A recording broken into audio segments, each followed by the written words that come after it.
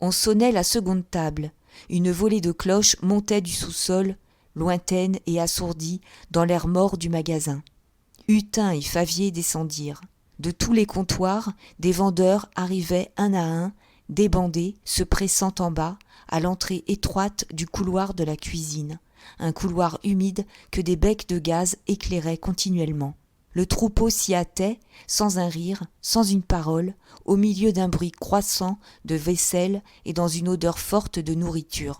Puis, à l'extrémité du couloir, il y avait une halte brusque devant un guichet. Flanqué de piles d'assiettes, armé de fourchettes et de cuillères qu'il plongeait dans des bassines de cuivre, un cuisinier y distribuait des portions. Et quand il s'écartait derrière son ventre tendu de blanc, on apercevait la cuisine flambante. « Allons bon !» murmura Hutin en consultant le menu, écrit sur un tableau noir, au-dessus du guichet. « Du bœuf sauce piquante ou de la raie. Jamais de rôti dans cette baraque.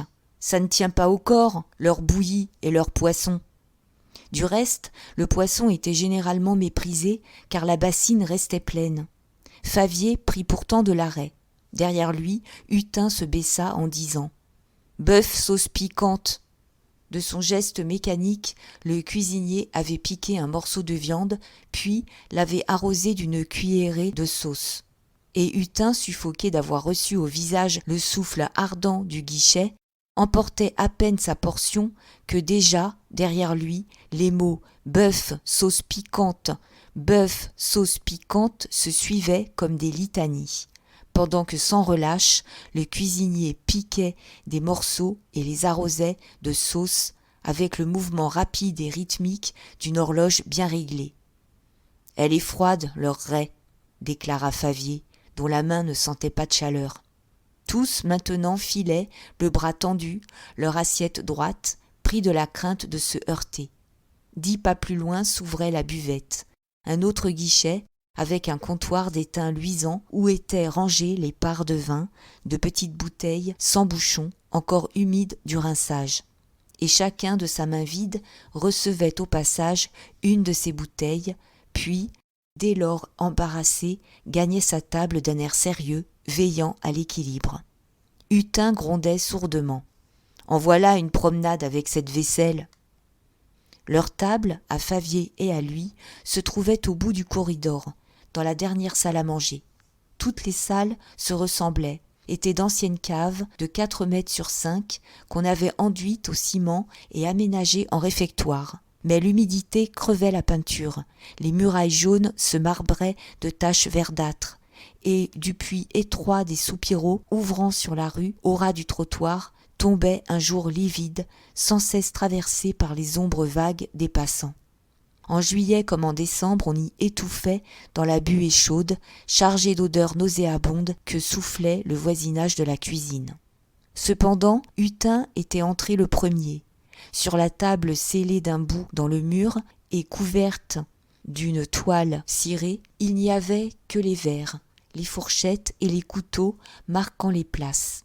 Des piles d'assiettes de rechange se dressaient à chaque extrémité, tandis que, au milieu, s'allongeait un gros pain percé d'un couteau, le manche en l'air. Hutin se débarrassa de sa bouteille, posa son assiette. Puis, après avoir pris sa serviette au bas du casier, qui était le seul ornement des murailles, il s'assit en poussant un soupir. « Avec ça, j'ai une faim, » murmura-t-il. « C'est toujours ainsi, » dit Favier, qui s'installait à sa gauche. « Il n'y a rien quand on crève. » La table se remplissait rapidement. Elle contenait 22 couverts. D'abord, il n'y eut qu'un tapage violent de fourchettes, une goinfrerie de grands gaillards aux estomacs creusés par 13 heures de fatigue quotidienne. Dans les commencements, les commis qui avaient 1 heure pour manger pouvaient aller prendre leur café dehors. Aussi dépêchaient-ils le déjeuner en 20 minutes, avec la hâte de gagner la rue. Mais cela les remuait trop. Ils rentraient distraits, l'esprit détourné de la vente. Et la direction avait décidé qu'ils ne sortiraient plus, qu'ils paieraient 3 sous de supplément pour une tasse de café si l'on voulait. Aussi, maintenant faisaient-ils traîner le repas, peu soucieux de remonter au rayon avant l'heure. Beaucoup, en avalant de grosses bouchées, lisaient un journal plié et tenu debout contre leur bouteille. D'autres, quand leur première faim était satisfaite, causaient bruyamment, revenaient aux éternels sujets de la mauvaise nourriture, de l'argent gagné, de ce qu'ils avaient fait le dimanche précédent et de ce qu'ils feraient l'autre dimanche. « Dites donc, et votre Robineau ?» demanda un vendeur à Hutin. La lutte des soyeux contre leurs seconds occupait tous les comptoirs. On discutait la question chaque jour, au café Saint-Roch, jusqu'à minuit. Hutin, qui s'acharnait sur son morceau de bœuf, se contenta de répondre « Eh bien, il est revenu, Robineau !» Puis, se fâchant tout d'un coup, « Mais, sacre Dieu, ils m'ont donné de l'âne !» À la fin, c'est dégoûtant, ma parole d'honneur. « Ne vous plaignez donc pas, dit Favier, moi qui ai fait la bêtise de prendre de la raie, elle est pourrie. » Tous parlaient à la fois, s'indignaient, plaisantaient. Dans un coin de la table, contre le mur, Deloche mangeait silencieusement.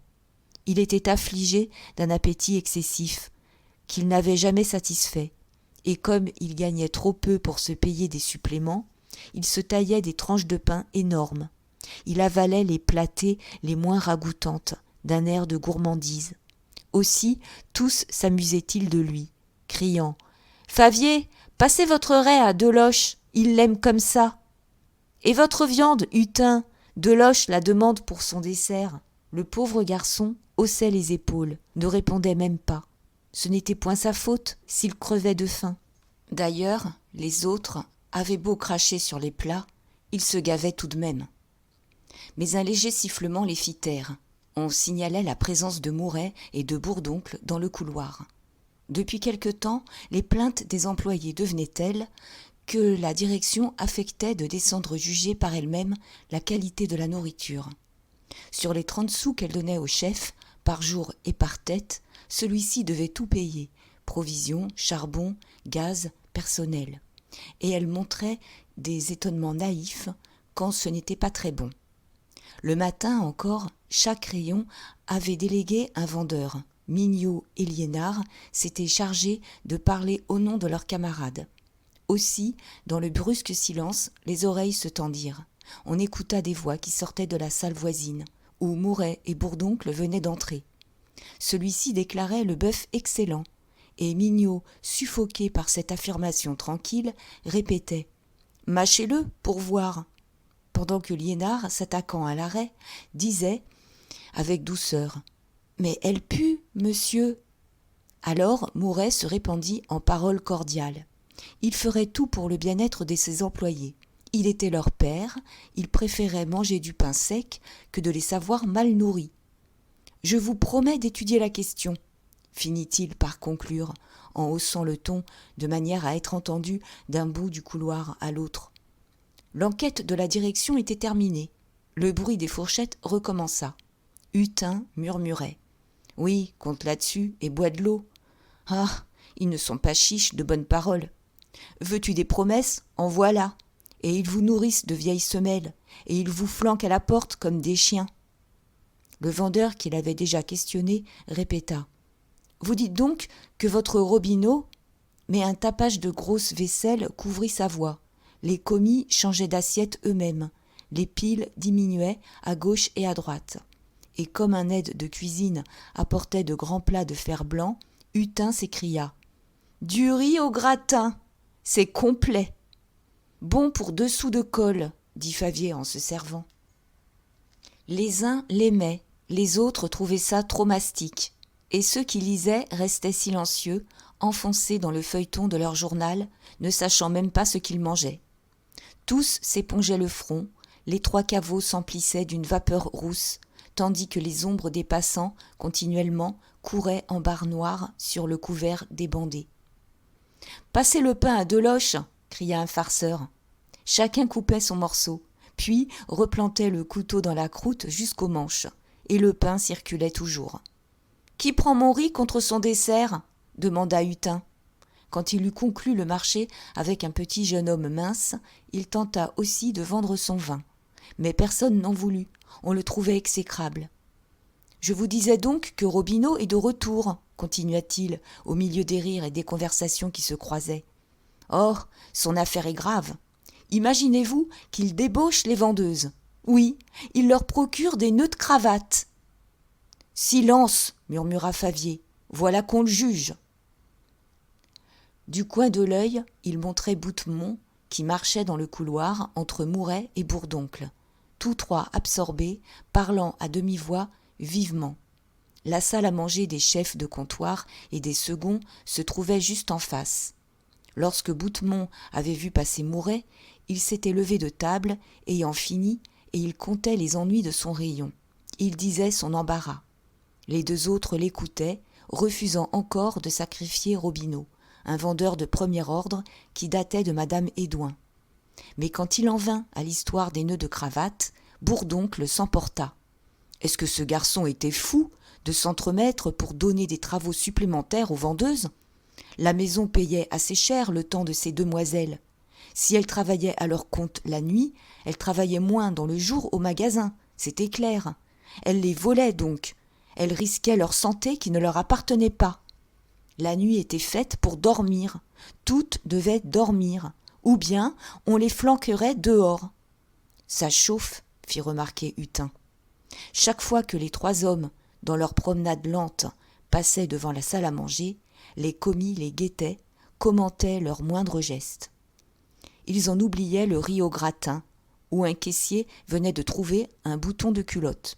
« J'ai entendu le mot cravate, » dit Favier. « Et vous avez vu le nez de Bourdoncle qui a blanchi tout d'un coup. » Cependant, Mouret partageait l'indignation de l'intéressé. Une vendeuse réduite à travailler la nuit lui semblait une attaque contre l'organisation même du bonheur. Quelle était donc la sotte qui ne savait pas se suffire avec ses bénéfices sur la vente ? Mais quand Boutemont eut nommé Denise, il se radoucit et il trouva des excuses. Ah oui, cette petite fille, elle n'était pas encore très adroite et elle avait des charges, assurait-on. Bourdoncle l'interrompit pour déclarer qu'il fallait la renvoyer sur l'heure. On ne tirerait jamais rien d'un laidron pareil. Il l'avait toujours dit, et il semblait satisfaire une rancune. Alors, Mouret, pris d'embarras, affecta de rire. « Mon Dieu, quel homme sévère ! Ne pouvait-on pardonner une fois ? On ferait venir la coupable, on la gronderait. » En somme, c'était Robineau qui avait tous les torts, car il aurait dû la détourner, lui, un ancien commis au courant des habitudes de la maison. « Eh bien, voilà le patron qui rit maintenant, » reprit Favier étonné, comme le groupe passait de nouveau devant la porte. « Ah, sacristi !» jura Hutin. « S'ils s'obstinent à nous coller leur Robineau sur les épaules, nous allons leur donner de l'agrément. » Bourdoncle regardait Mouret en face. Puis il eut simplement un geste dédaigneux pour dire qu'il comprenait enfin et que c'était imbécile. Boutemont avait repris ses plaintes. Les vendeurs menaçaient de partir et il s'en trouvait d'excellents parmi eux.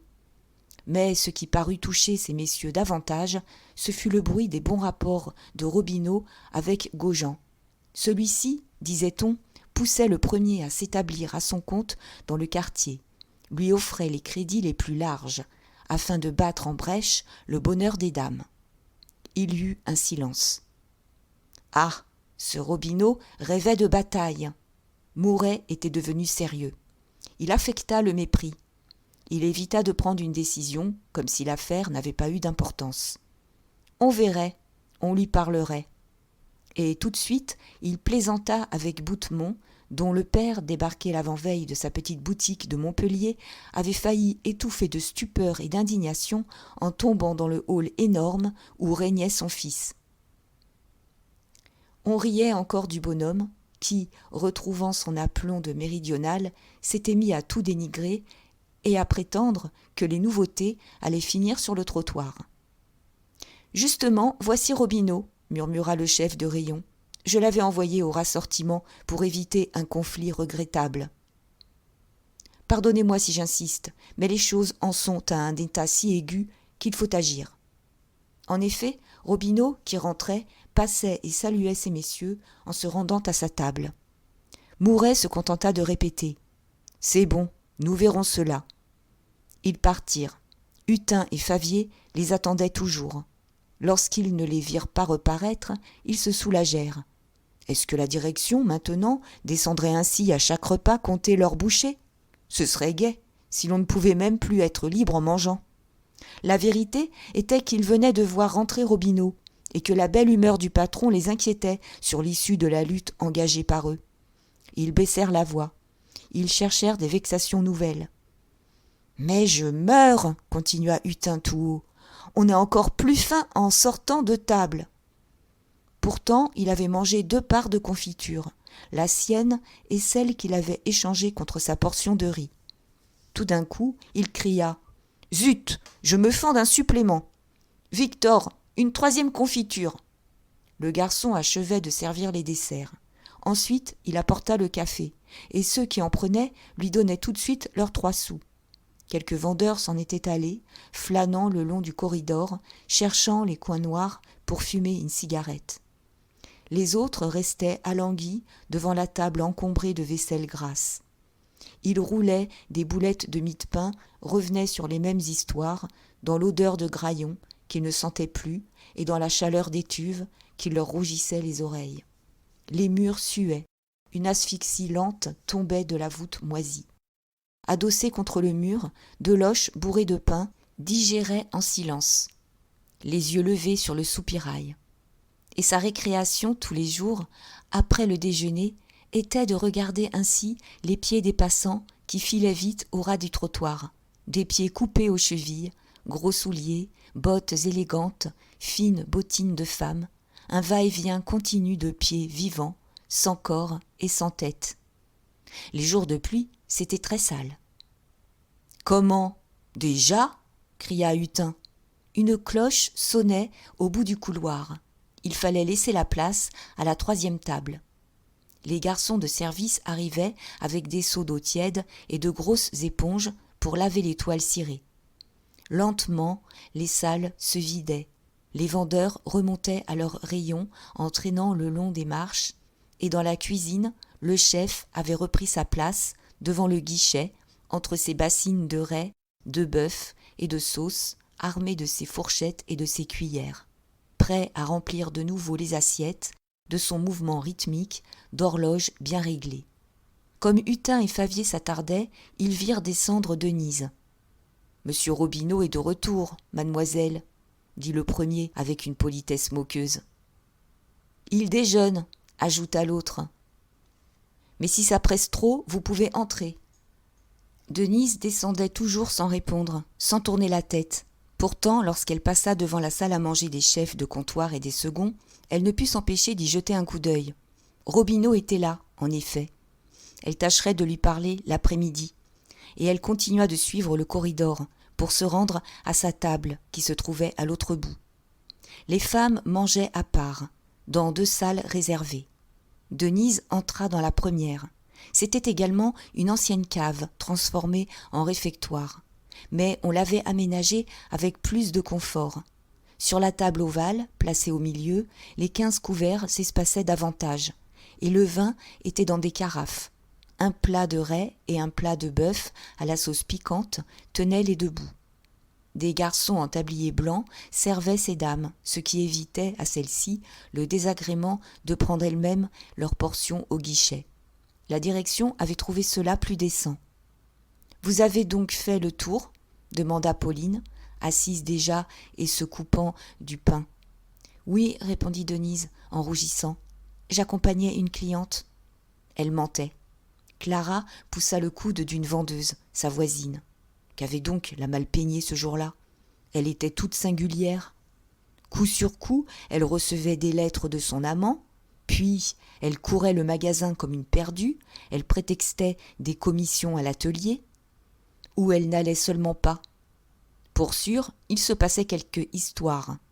Alors Clara, tout en mangeant sa raie sans dégoût, avec une insouciance de fille nourrie autrefois de l'art rance, causa d'un drame affreux dont le récit emplissait les journaux. « Vous avez lu cet homme qui a guillotiné sa maîtresse d'un coup de rasoir ?»« Dame !» fit remarquer une petite lingère, de visage doux et délicat. Il l'avait trouvé avec un autre. C'est bien fait. Mais Pauline se récria. Comment ? Parce qu'on n'aimera plus un monsieur, il lui sera permis de vous trancher la gorge ? Ah non, par exemple. Et s'interrompant, se tournant vers le garçon de service. Pierre, je ne puis pas avaler le bœuf, vous savez. Dites donc, qu'on me fasse un petit supplément. Une omelette, hein ? Et moelleuse, s'il est possible. Pour attendre, comme elle avait toujours des gourmandises dans les poches, elle en sortit des pastilles de chocolat, qu'elle se mit à croquer avec son pain. « Certainement, ce n'est pas drôle, un homme pareil, » reprit Clara. « Et il y en a des jaloux. L'autre jour encore, c'était un ouvrier qui jetait sa femme dans un puits. » Elle ne quittait pas Denise des yeux. Elle crut avoir deviné en la voyant pâlir. Évidemment, cette sainte Nitouche tremblait d'être giflée par son amoureux, qu'elle devait tromper. Ce serait drôle s'il la relançait jusque dans le magasin, comme elle semblait le craindre. Mais la conversation tournait. Une vendeuse donnait une recette pour détacher le velours. On parla ensuite d'une pièce de la Gaîté, où des amours de petites filles dansaient mieux que des grandes personnes. Pauline, attristée un instant par la vue de son omelette qui était trop cuite, reprenait sa gaieté, en ne la trouvant pas trop mauvaise. « Passez-moi donc le vin, dit-elle à Denise. Vous devriez vous commander une omelette. »« Oh, le bœuf me suffit, » répondit la jeune fille, qui, pour ne rien dépenser, s'en tenait à la nourriture de la maison. Si répugnante fut-elle. Lorsque le garçon apporta le riz au gratin, ces demoiselles protestèrent. Elles l'avaient laissé la semaine d'auparavant, et elles espéraient qu'il ne reparaîtrait plus. Denise, distraite, troublée au sujet de Jean par les histoires de Clara, fut la seule à en manger. Et toutes la regardaient, d'un air de dégoût. Il y eut une débauche de suppléments, elles s'emplirent de confitures. C'était du reste une élégance. Il fallait se nourrir sur son argent. « Vous savez que ces messieurs ont réclamé, » dit la lingère délicate, « et que la direction a promis. » On l'interrompit avec des rires. On ne causa plus que de la direction. Toutes prenaient du café, sauf Denise, qui ne pouvait le supporter, disait-elle. Et elles s'attardèrent devant leurs tasses, les lingères en laine, d'une simplicité de petites bourgeoises, les confectionneuses en soie, la serviette au menton pour ne pas attraper de taches. Pareilles à des dames qui seraient descendues manger à l'office avec leurs femmes de chambre. On avait ouvert le châssis vitré du soupirail afin de changer l'air étouffant et empesté. Mais il fallut le refermer tout de suite. Les roues des fiacres semblaient passer sur la table. « Chut !» souffla Pauline. « Voici cette vieille bête !» C'était l'inspecteur Jouve. Il rôdait ainsi volontiers, vers la fin des repas, du côté de ces demoiselles. D'ailleurs, il avait la surveillance de leur salle. Les yeux souriants, il entrait, faisait le tour de la table. Quelquefois même, il causait, voulait savoir si elles avaient bien déjeuné, de bon appétit. Mais comme il les inquiétait et les ennuyait, toutes se hâtaient de fuir, bien que la cloche n'eût pas sonné. Clara disparut la première. D'autres la suivirent. Il ne resta bientôt plus que Denise et Pauline. Celle-ci, après avoir bu son café, achevait ses pastilles de chocolat. « Tiens, dit-elle en se levant, je vais envoyer un garçon me chercher des oranges. Venez-vous ? » « Tout à l'heure, » répondit Denise, qui mordillait une croûte, résolue à demeurer la dernière, de façon à pouvoir aborder Robineau quand elle remonterait. Cependant, lorsqu'elle fut seule avec Jouve, elle ressentit un malaise. Et, contrariée, elle quitta enfin la table. Mais en la voyant se diriger vers la porte, il lui barra le passage. Mademoiselle Baudu, debout devant elle, il souriait d'un air paterne. Ses grosses moustaches grises, ses cheveux taillés en brosse, lui donnaient une grande honnêteté militaire. Et il poussait en avant sa poitrine où s'étalait son ruban rouge. « Quoi donc, monsieur Jouve ?» demanda-t-elle, rassurée. « Je vous ai encore aperçu ce matin, causant là-haut, derrière les tapis. Vous savez que c'est contraire au règlement ? Et si je faisais mon rapport ? Elle vous aime donc bien, votre amie Pauline ?» Ses moustaches remuèrent. Une flamme incendia son nez énorme, un nez creux et recourbé, aux appétits de taureau. « Hein ? Qu'avez-vous toutes les deux pour vous aimer comme ça ?» Denise, sans comprendre, était reprise de malaise. Il s'approchait trop. Il lui parlait dans la figure. « C'est vrai, nous causions, monsieur Jouve, » balbutia-t-elle, « mais il n'y a pas grand mal à causer un peu.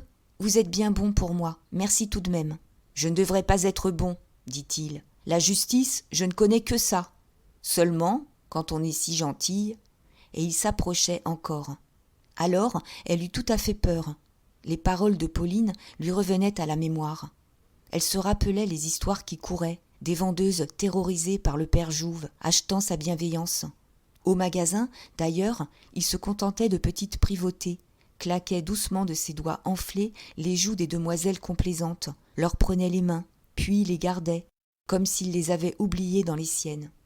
Cela restait paternel, et il ne lâchait le taureau que dehors, lorsqu'on voulait bien accepter des tartines de beurre, chez lui, rue des Moineaux. « Laissez-moi » murmura la jeune fille en reculant. « Voyons, » disait-il, « vous n'allez pas faire la sauvage avec un ami qui vous ménage toujours.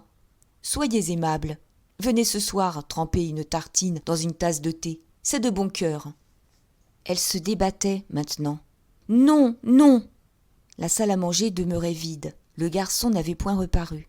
Jouve, l'oreille tendue au bruit des pas, jeta vivement un regard autour de lui. Et, très excité, sortant de sa tenue, dépassant ses familiarités de père, il voulut la baiser sur le cou. « Petite méchante, petite bête. Quand on a des cheveux comme ça, est-ce qu'on est si bête ? Venez donc ce soir, c'est pour rire. » Mais elle s'affolait, dans une révolte terrifiée, à l'approche de ce visage brûlant, dont elle sentait le souffle. Tout d'un coup, elle le poussa, d'un effort si rude qu'il chancela et faillit tomber sur la table. Une chaise, heureusement, le reçut, tandis que le choc faisait rouler une carafe de vin qui éclaboussa la cravate blanche et trempa le ruban rouge. Et il restait là, sans s'essuyer, étranglé de colère, devant une brutalité pareille. Comment ? Lorsqu'il ne s'attendait à rien, lorsqu'il n'y mettait pas ses forces, et qu'il cédait simplement à sa bonté ? « Ah, mademoiselle, vous vous en repentirez, parole d'honneur !» Denise s'était enfuie, justement, la cloche sonnait. Et troublée, encore frémissante, elle oublia Robineau, elle remonta au comptoir. Puis, elle n'osa plus redescendre. Comme le soleil l'après-midi chauffait la façade de la place Gaillon, on étouffait dans les salons de l'entresol, malgré les stores. Quelques clientes vinrent, mirent ces demoiselles en âge, sans rien acheter. Tout le rayon bâillait sous les grands yeux somnolents de madame Aurélie. Enfin, vers 3 heures, Denise, voyant la première s'assoupir, fila doucement, reprit sa course à travers le magasin de son air affairé. Pour dépister les curieux qui pouvaient la suivre du regard, elle ne descendit pas directement à la soie. D'abord, elle parut avoir affaire aux dentelles. Elle aborda Deloche, lui demanda un renseignement. Ensuite, au rez-de-chaussée, elle traversa la Rouennerie, et elle entrait aux cravates. Lorsqu'un sursaut de surprise l'arrêta net. Jean était devant elle. « Comment ? C'est toi ?» murmura-t-elle toute pâle. Il avait gardé sa blouse de travail, et il était nu-tête, avec ses cheveux blonds en désordre, dont les frisures coulaient sur sa peau de fille. Debout devant un casier de minces cravates noires, il semblait réfléchir profondément. « Que fais-tu là ?» reprit-elle. « Dame, répondit-il, je t'attendais, tu me défends de venir. Alors je suis bien entré, mais je n'ai rien dit à personne. Oh, tu peux être tranquille, ne fais pas semblant de me connaître, si tu veux. » Des vendeurs les regardaient déjà, l'air étonné. Jean baissa la voix. « Tu sais, elle a voulu m'accompagner. Oui, elle est sur la place, devant la fontaine. Donne vite tes 15 francs, ou nous sommes fichus, aussi vrai que le soleil nous éclaire. » Alors Denise fut saisie d'un grand trouble.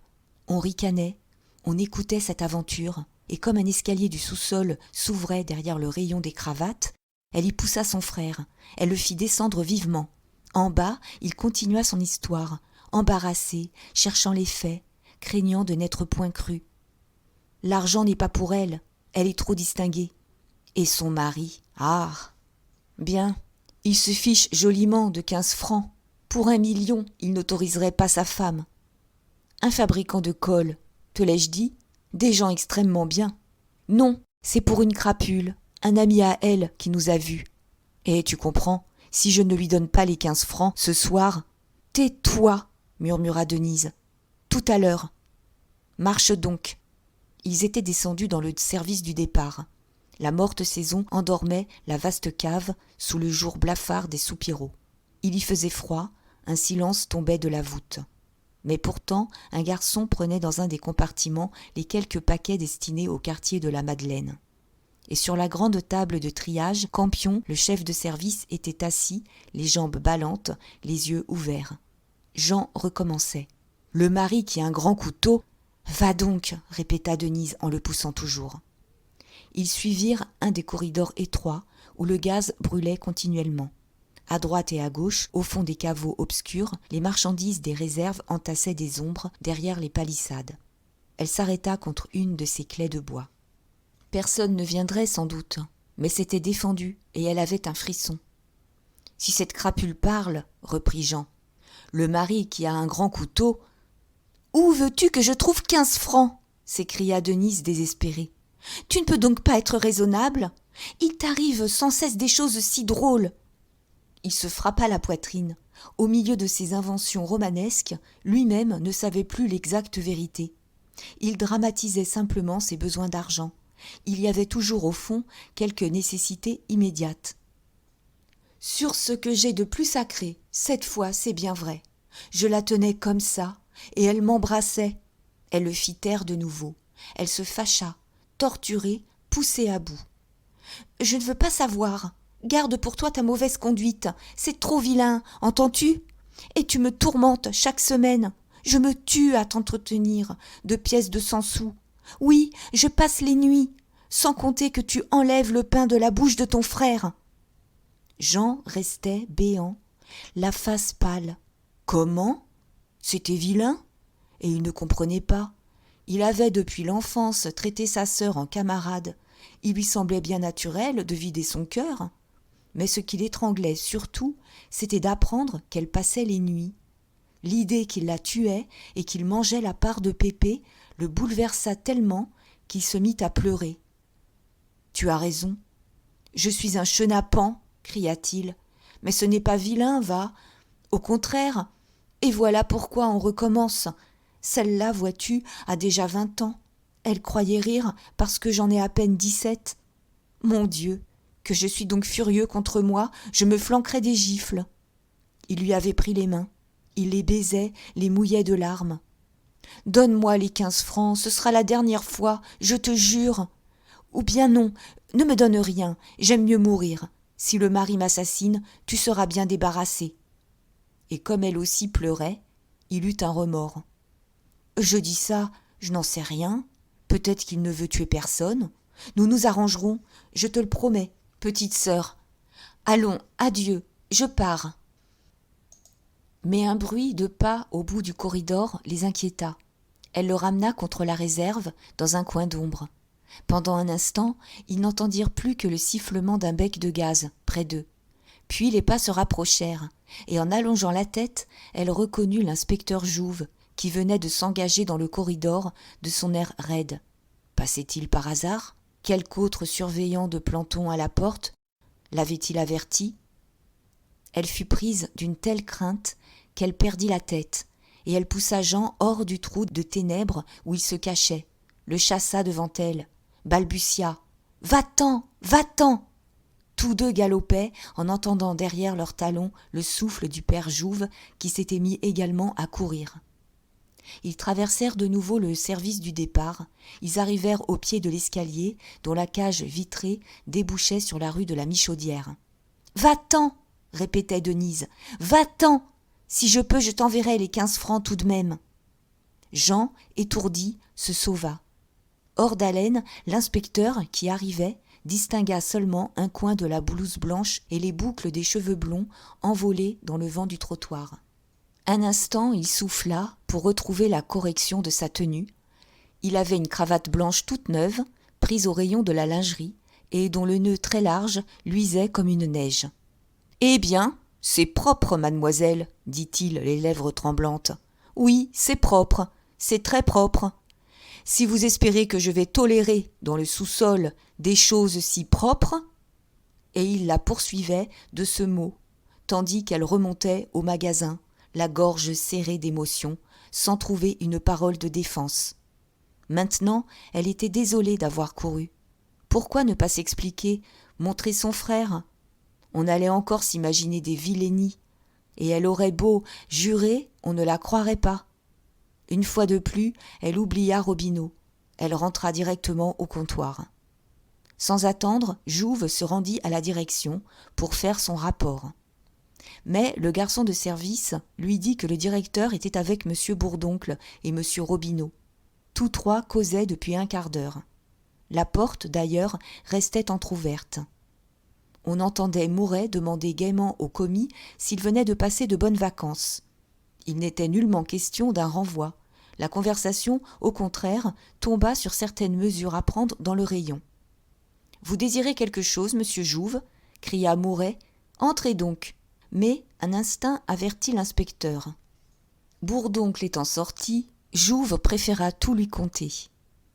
Lentement, ils suivirent la galerie des Châles, marchant côte à côte, l'un penché et parlant très bas, l'autre écoutant, sans qu'un trait de son visage sévère laissât voir ses impressions. « C'est bien », finit par dire ce dernier. Et comme ils étaient arrivés devant les confections, il entra.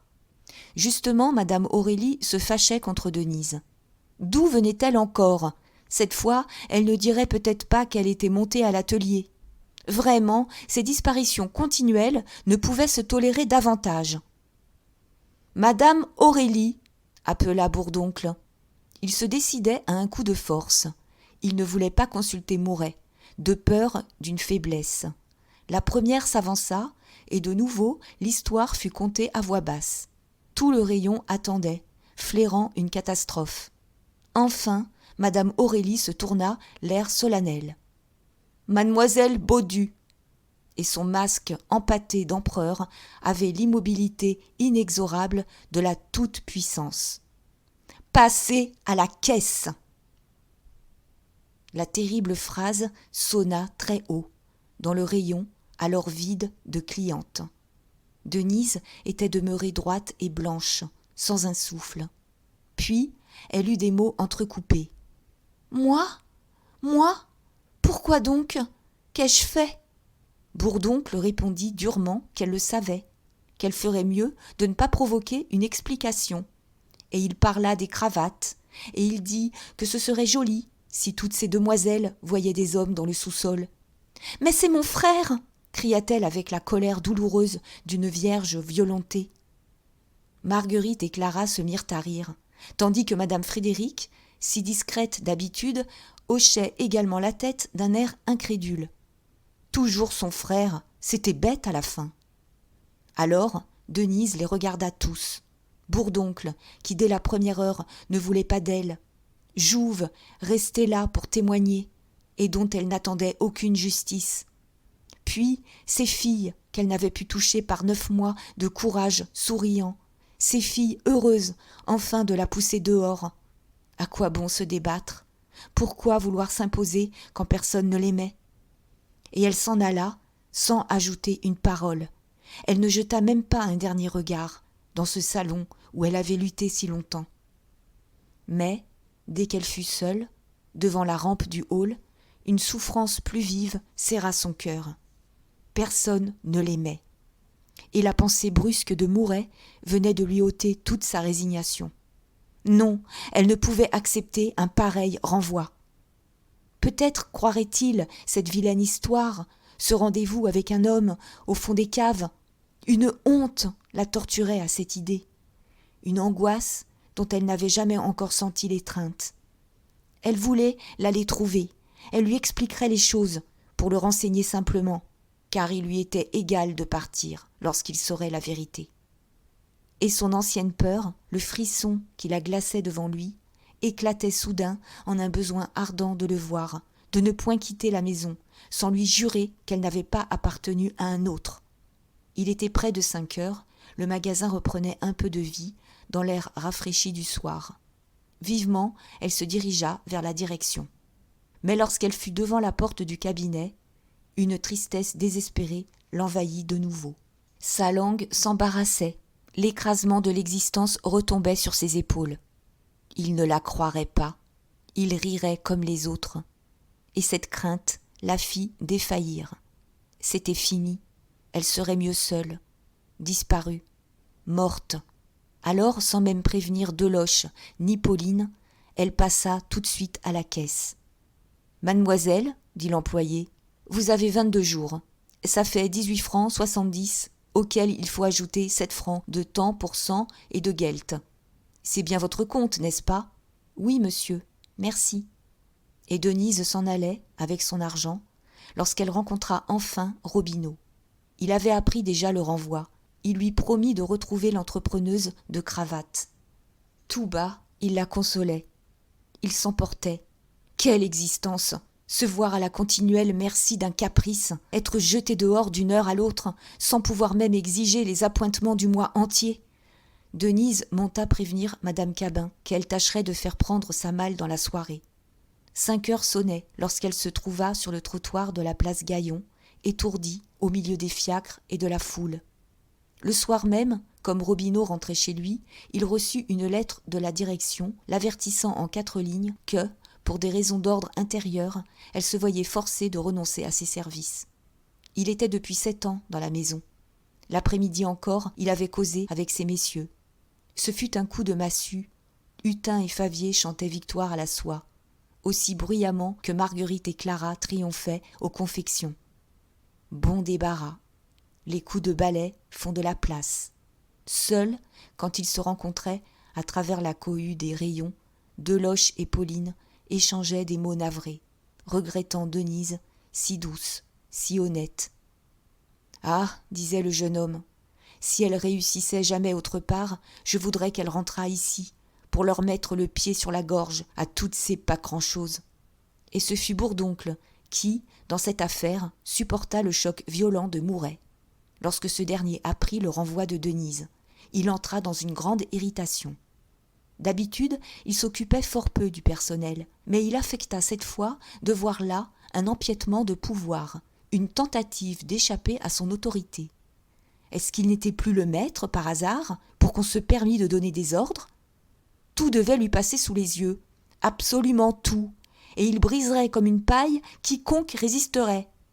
Puis, quand il eut fait une enquête personnelle, dans un tourment nerveux qu'il ne pouvait cacher, il se fâcha de nouveau. Elle ne mentait pas, cette pauvre fille. C'était bien son frère. Campion l'avait parfaitement reconnu. Alors pourquoi la renvoyer ? Il parla même de la reprendre. Cependant, Bourdoncle, fort de sa résistance passive, pliait l'échine sous la bourrasque. Il étudiait Mouret. Enfin, un jour où il le vit plus calme, il osa dire d'une voix particulière. « Il vaut mieux pour tout le monde qu'elle soit partie. » Mouret resta gêné, le sang au visage. « Ma foi, répondit-il en riant, vous avez peut-être raison. Descendons voir la vente, ça remonte. On a fait près de 100 000 francs hier. » Chapitre 7. Un instant, Denise était restée étourdie sur le pavé, dans le soleil encore brûlant de 5 heures. Juillet chauffait les ruisseaux. Paris avait sa lumière crayeuse d'été aux aveuglantes réverbérations. Et la catastrophe venait d'être si brusque, on l'avait poussée dehors si rudement, qu'elle retournait au fond de sa poche ses 25 francs 70 d'une main machinale, en se demandant où aller et que faire. Toute une file de fiacres l'empêchait de quitter le trottoir du Bonheur des Dames. Quand elle put se hasarder entre les roues, elle traversa la place Gaillon comme si elle avait voulu gagner la rue Louis-le-Grand. Puis elle se ravisa, descendit vers la rue Saint-Roch. Mais elle n'avait toujours aucun projet, car elle s'arrêta à l'angle de la rue Neuve des Petits Champs, qu'elle finit par suivre après avoir regardé autour d'elle d'un air indécis. Le passage Choiseul s'étant présenté, elle y entra, se trouva rue Monsigny, sans savoir comment, retomba dans la rue Neuve Saint-Augustin. Un grand bourdonnement emplissait sa tête. L'idée de sa malle lui revint à la vue d'un commissionnaire. Mais chez qui la faire porter ?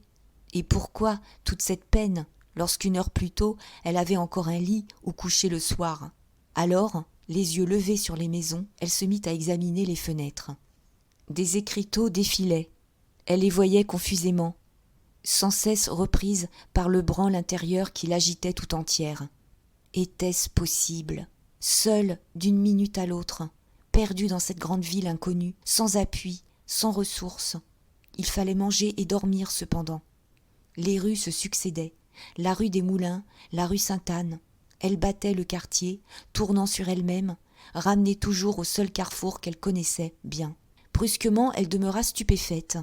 Elle était de nouveau devant le bonheur des dames. Et, pour échapper à cette obsession, elle se jeta dans la rue de la Michaudière. Heureusement, Baudu n'était pas sur sa porte.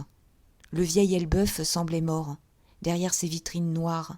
Jamais elle n'aurait osé se présenter chez son oncle, car il affectait de ne plus la reconnaître, et elle ne voulait point tomber à sa charge, dans le malheur qu'il lui avait prédit.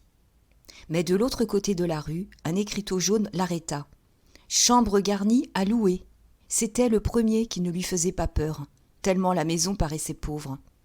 Puis elle la reconnut, avec ses 2 étages bas, sa façade couleur de rouille, étranglée entre le bonheur des dames et l'ancien hôtel du Villard. Au seuil de la boutique de parapluie, le vieux Bourras, chevelu et barbu comme un prophète, des besicles sur le nez, étudiait l'ivoire d'une pomme de canne. Locataire de toute la maison, il sous-louait en garni les 2 étages pour diminuer son loyer. « Vous avez une chambre, monsieur ?» demanda Denise, obéissant à une poussée instinctive. Il leva ses gros yeux embroussaillés, resta surpris de la voir. Toutes ces demoiselles lui étaient connues. Et il répondit, après avoir regardé sa petite robe propre, sa tournure honnête. « Ça ne fait pas pour vous. »« Combien donc ?» reprit Denise. 15 francs par mois. Alors, elle voulut visiter. Dans l'étroite boutique, comme il la dévisageait toujours de son air étonné, elle dit son départ du magasin et son désir de ne pas gêner son oncle. Le vieillard finit par aller chercher une clé sur une planche de l'arrière-boutique, une pièce obscure où il faisait sa cuisine et où il couchait. Au-delà, derrière un vitrage poussiéreux, on apercevait le jour verdâtre d'une cour intérieure, large de 2 mètres à peine. « Je passe devant, pour que vous ne tombiez pas », dit Bourras dans l'allée humide qui longeait la boutique. Il buta contre une marche, il monta en multipliant les avertissements. « Attention !» La rampe était contre la muraille. Il y avait un trou au tournant. Parfois, les locataires laissaient leurs boîtes à ordures. Denise, dans une obscurité complète, ne distinguait rien, sentait seulement la fraîcheur des vieux plâtres mouillés. Au premier étage, pourtant, un carreau donnant sur la cour lui permit de voir vaguement, comme au fond d'une eau dormante, l'escalier déjeté, les murailles noires de crasse, les portes craquées et dépeintes. Si encore l'une de ces 2 chambres était libre, reprit Bourras, vous y seriez bien, mais elles sont toujours occupées par des dames. Au 2e étage, le jour grandissait, éclairant d'une pâleur crue la détresse du logis. Un garçon boulanger occupait la première chambre, et c'était l'autre, celle du fond, qui se trouvait vacante. Quand Bourras l'eut ouverte, il dut rester sur le palier pour que Denise pût la visiter à l'aise. Le lit, dans l'angle de la porte, laissait tout juste le passage d'une personne. Au bout, il y avait une petite commode de noyer, une table de sapin noirci et 2 chaises. Les locataires qui faisaient un peu de cuisine s'agenouillaient devant la cheminée où se trouvait un fourneau de terre. « Mon Dieu !» disait le vieillard, « ce n'est pas riche, mais la fenêtre est gaie, on voit le monde dans la rue. » Et comme Denise regardait avec surprise l'angle du plafond, au-dessus du lit, où une dame de passage avait écrit son nom, Ernestine, en promenant la flamme d'une chandelle, il ajouta d'un air bonhomme. « Si l'on réparait, on ne joindrait jamais les 2 bouts. Enfin, voilà tout ce que j'ai. »« Je serai très bien, » déclara la jeune fille. Elle paya 1 mois d'avance, demanda le linge, une paire de draps et 2 serviettes, et fit son lit sans attendre, heureuse, soulagée de savoir où coucher le soir. 1 heure plus tard, elle avait envoyé un commissionnaire chercher sa malle. Elle était installée. Ce furent d'abord 2 mois de terrible gêne. Ne pouvant plus payer la pension de Pépé, elle l'avait repris et le couchait sur une vieille bergère prêtée par Bourras. Il lui fallait strictement 30 sous chaque jour, le loyer compris, en consentant à vivre elle-même de pain sec pour donner un peu de viande à l'enfant. La première quinzaine encore, les choses marchèrent. Elle était entrée avec 10 francs en ménage. Puis, elle eut la chance de retrouver l'entrepreneuse de cravates, qui lui paya ses 18 francs 30. Mais ensuite, son dénuement devint complet. Elle eut beau se présenter dans les magasins à la place Clichy, au Bon Marché, au Louvre, la morte saison arrêtait partout les affaires. On la renvoyait à l'automne. Plus de 5000 employés de commerce congédiés comme elle battaient le pavé sans place. Alors elle tâcha de se procurer de petits travaux, Seulement, dans son ignorance de Paris, elle ne savait où frapper, acceptait des besognes ingrates, ne touchait même pas toujours son argent. Certains soirs, elle faisait dîner Pépé tout seul, d'une soupe, en lui disant qu'elle avait mangé dehors. Et elle se mettait au lit, la tête bourdonnante, nourrie par la fièvre qui lui brûlait les mains. Lorsque Jean tombait au milieu de cette pauvreté, il se traitait de scélérat, avec une telle violence de désespoir qu'elle était obligée de mentir. Souvent, elle trouvait encore le moyen de lui glisser une pièce de 40 sous pour lui prouver qu'elle avait des économies. Jamais elle ne pleurait devant ses enfants. Les dimanches où elle pouvait faire cuire un morceau de veau dans la cheminée, à genoux sur le carreau, l'étroite pièce retentissait d'une gaieté de gamin insoucieux de l'existence. Puis, Jean retournait chez son patron, Pépé endormi, elle passait une nuit affreuse, dans l'angoisse du lendemain. D'autres craintes la tenaient éveillée. Les deux dames du premier recevaient des visites très tard, et parfois un homme se trompait, montait donner des coups de poing dans sa porte. Bourras lui ayant dit tranquillement de ne pas répondre, elle s'enfonçait la tête sous l'oreiller pour échapper aux jurons. Puis son voisin, le boulanger, avait voulu rire. Celui-là ne rentrait que le matin, la guettait quand elle allait chercher son eau. Il faisait même des trous dans la cloison, la regardait se débarbouiller, ce qui la forçait à pendre ses vêtements le long du mur. Mais elle souffrait davantage encore des importunités de la rue, de la continuelle obsession des passants. Elle ne pouvait descendre acheter une bougie sur ces trottoirs boueux où rôdait la débauche des vieux quartiers, sans entendre derrière elle un souffle ardent, des paroles crues de convoitise, et les hommes la poursuivaient jusqu'au fond de l'allée noire, encouragés par l'aspect sordide de la maison. Pourquoi donc n'avait-elle pas un amant ? Cela étonnait, semblait ridicule. Il faudrait bien qu'elle succombât un jour. Elle-même n'aurait pu expliquer comment elle résistait, sous la menace de la faim et dans le trouble des désirs dont on chauffait l'air autour d'elle. Un soir, Denise n'avait pas même de pain pour la soupe de Pépé lorsqu'un monsieur décoré s'était mis à la suivre. Devant l'allée, il devint brutal, et ce fut dans une révolte de dégoût qu'elle lui jeta la porte au visage. Puis, en haut, elle s'assit, les mains tremblantes. Le petit dormait. Que répondrait-elle s'il s'éveillait et s'il demandait à manger ? Cependant, elle n'aurait eu qu'à consentir. Sa misère finissait. Elle avait de l'argent, des robes, une belle chambre. C'était facile. On disait que tout en arrivait là, puisqu'une femme à Paris ne pouvait vivre de son travail. Mais un soulèvement de son être protestait, sans indignation contre les autres, répugnant simplement aux choses salissantes et déraisonnables. Elle se faisait de la vie une idée de logique, de sagesse et de courage. Bien des fois, Denise s'interrogea de la sorte. Une ancienne romance chantait dans sa mémoire, la fiancée du matelot que son amour gardait des périls de l'attente. À Valognes, elle fredonnait le refrain sentimental en regardant la rue déserte. Avait-elle donc, elle aussi, une tendresse au cœur pour être si brave ? Elle songeait encore à Hutin, pleine de malaise. Chaque jour, elle le voyait passer sous sa fenêtre. Maintenant qu'il était second, il marchait seul, au milieu du respect des simples vendeurs. Jamais il ne levait la tête. Elle croyait souffrir de la vanité de ce garçon, le suivait des yeux, sans craindre d'être surprise. Et dès qu'elle apercevait Mouret, qui passait également tous les soirs, un tremblement l'agitait. Elle se cachait vite, la gorge battante. Il n'avait pas besoin d'apprendre où elle logeait. Puis, elle était honteuse de la maison. Elle souffrait de ce qu'ils pouvaient penser d'elle, bien qu'ils ne dussent jamais plus se rencontrer. D'ailleurs, Denise vivait toujours dans le branle du bonheur des dames. Un simple mur séparait sa chambre de son ancien rayon, et, dès le matin, elle recommençait ses journées. Elle sentait monter la foule avec le ronflement plus large de la vente. Les moindres bruits ébranlaient la vieille masure collée au flanc du colosse. Elle battait dans ce pouls énorme. En outre, Denise ne pouvait éviter certaines rencontres. 2 fois, elle s'était trouvée en face de Pauline, qui lui avait offert ses services, désolée de la savoir malheureuse. Même, il lui avait fallu mentir pour éviter de recevoir son amie ou d'aller lui rendre visite un dimanche chez Baugé. Mais elle se défendait plus difficilement contre l'affection désespérée de Deloche. Il la guettait, n'ignorait aucun de ses soucis, l'attendait sous les portes. Un soir, il avait voulu lui prêter 30 francs. les économies d'un frère, disait-il très rouge. Et ces rencontres la ramenaient au continuel regret du magasin, l'occupaient de la vie intérieure qu'on y menait, comme si elle ne l'avait pas quitté. Personne ne montait chez Denise.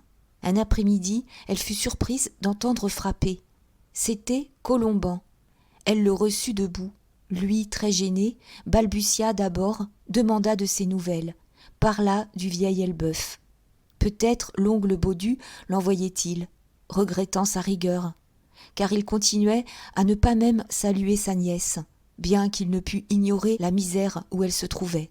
Mais quand elle questionna nettement le commis, celui-ci parut plus embarrassé encore. Non, ce n'était pas le patron qui l'envoyait.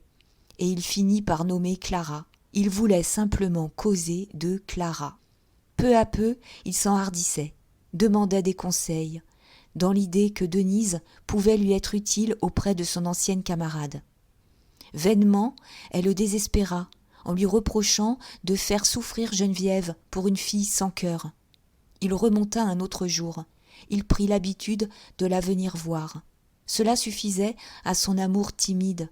Sans cesse, il recommençait la même conversation, malgré lui, tremblant de la joie d'être avec une femme qui avait approché Clara. Et Denise alors vécut davantage au bonheur des dames. Ce fut vers les derniers jours de septembre que la jeune fille connut la misère noire. Pépé était tombé malade, un gros rhume inquiétant. Il aurait fallu le nourrir de bouillon, et elle n'avait pas même de pain. Un soir que, vaincue, elle sanglotait dans une de ces débâcles sombres qui jettent les filles au ruisseau ou à la Seine, le vieux Bourras frappa doucement. Il apportait un pain et une boîte à lait pleine de bouillon. « Tenez, voilà pour le petit, » dit-il de son air brusque. « Ne pleurez pas si fort, ça dérange mes locataires. » Et comme elle le remerciait dans une nouvelle crise de larmes, « Taisez-vous donc, demain venez me parler, j'ai du travail pour vous. » Bourras, depuis le coup terrible que le bonheur des dames lui avait porté en créant un rayon de parapluie et d'ombrelles, n'employait plus d'ouvrières. Il faisait tout lui-même, pour diminuer ses frais, les nettoyages, les reprises, la couture. Sa clientèle, du reste, diminuait au point qu'il manquait de travail parfois. Aussi dut-il inventer de la besogne le lendemain lorsqu'il installa Denise dans un coin de sa boutique. Il ne pouvait pas laisser mourir le monde chez lui. « Vous aurez 40 sous par jour, dit-il. Quand vous trouverez mieux, vous me lâcherez. » Elle avait peur de lui. Elle dépêcha son travail si vite qu'il fut embarrassé pour lui en donner d'autres. C'étaient des laits de soie à coudre, des dentelles à réparer. Les premiers jours, elle n'osait lever la tête, gênée de le sentir autour d'elle, avec sa crinière de vieux lion, son nez crochu et ses yeux perçants sous les touffes raides de ses sourcils. Il avait la voix dure, les gestes fous, et les mères du quartier terrifiaient leurs marmots en menaçant de l'envoyer chercher, comme on envoie chercher les gendarmes. Cependant, les gamins ne passaient jamais devant sa porte sans lui crier quelque vilainie, qu'il ne semblait même pas entendre. Toute sa colère de maniaque s'exhalait contre les misérables qui déshonoraient son métier en vendant du bon marché, de la camelote, des articles dont les chiens, disait-il, n'auraient pas voulu se servir. Denise tremblait quand il lui criait furieusement « L'art est fichu, entendez-vous, il n'y a plus un manche propre. On fait des bâtons, mais des manches, c'est fini. Trouvez-moi un manche et je vous donne 20 francs. » C'était son orgueil d'artiste. Pas un ouvrier à Paris n'était capable d'établir un manche pareil au sien. Léger et solide, il en sculptait surtout la pomme, avec une fantaisie charmante, renouvelant toujours les sujets, des fleurs, des fruits, des animaux, des têtes traitées d'une façon vivante et libre. Un canif lui suffisait. On le voyait des journées entières, le nez chaussé de besicles, fouillant le buis ou l'ébène. « Un tas d'ignorants, disait-il, qui se contentent de coller de la soie sur des baleines. Ils achètent leurs manches à la grosse, des manches tout fabriquées, et ça vend ce que ça veut. Entendez-vous, l'art est fichu. » Denise, enfin, se rassura. Il avait voulu que Pépé descendît jouer dans la boutique, car il adorait les enfants. Quand le petit marchait à 4 pattes, on ne pouvait plus remuer. Elle, au fond de son coin, faisant des raccommodages, lui, devant la vitrine, creusant le bois à l'aide de son canif. Maintenant, chaque journée ramenait les mêmes besognes et la même conversation. En travaillant, il retombait toujours sur le bonheur des dames. Il expliquait sans se lasser où en était son terrible duel. Depuis 1845, il occupait la maison pour laquelle il avait un bail de 30 années, moyennant un loyer de 1800 francs. Et, comme il rattrapait 1 millier de francs avec ses 4 chambres garnies, il payait 800 francs la boutique. C'était peu, il n'avait pas de frais, il pouvait tenir longtemps encore. À l'entendre, sa victoire ne faisait pas un doute, il mangerait le monstre. Brusquement, il s'interrompait. « Est-ce qu'ils en ont ? Des têtes de chiens comme ça ?» Et il clignait les yeux derrière ses lunettes, pour juger la tête de dogue qu'il sculptait, la lèvre retroussée, les crocs dehors, dans un grognement plein de vie. Pépé, en extase devant le chien, se soulevait, appuyait ses 2 petits bras sur les genoux du vieux. « Pourvu que je joigne les 2 bouts, je me moque du reste, » reprenait celui-ci, en attaquant délicatement la langue de la pointe de son canif. « Les coquins ont tué mes bénéfices, mais si je ne gagne plus, je ne perds pas encore, ou peu de choses du moins. Et voyez-vous, je suis décidé à y laisser ma peau plutôt que de céder. » Il brandissait son outil, ses cheveux blancs s'envolaient sous un vent de colère. « Cependant, » risquait doucement Denise, sans lever les yeux de son aiguille, « si l'on vous offrait une somme raisonnable, il serait plus sage d'accepter. » Alors, son obstination féroce éclatait. « Jamais ! La tête sous le couteau, je dirais non, tonnerre de Dieu. J'ai encore 10 ans de bail. Ils n'auront pas la maison avant 10 ans, lorsque je devrais crever de faim entre les 4 murs vides. 2 fois déjà, ils sont venus pour m'entortiller. Ils m'offraient 12 000 francs de mon fonds, et les années à courir du bail, 18 000 francs. En tout, 30 000. Pas pour 50 000. Je les tiens, je veux les voir lécher la terre devant moi. 30 000 francs, c'est beau, reprenait Denise. Vous pourriez aller vous établir plus loin. Et s'ils achetaient la maison ? Bourras, qui terminait la langue de son dogue, s'absorbait une minute avec un rire d'enfant vaguement épandu sur sa face neigeuse de père éternel. Puis il repartait. « La maison, pas de danger. Ils parlaient de l'acheter l'année dernière. Ils en donnaient 80 000 francs, le double de ce qu'elle vaut aujourd'hui. Mais le propriétaire, un ancien fruitier, un gredin comme eux, a voulu les faire chanter. Et d'ailleurs, ils se méfient de moi. Ils savent bien que je céderai encore moins. Non, j'y suis, j'y reste. L'empereur, avec tous ses canons, ne m'en délogerait pas.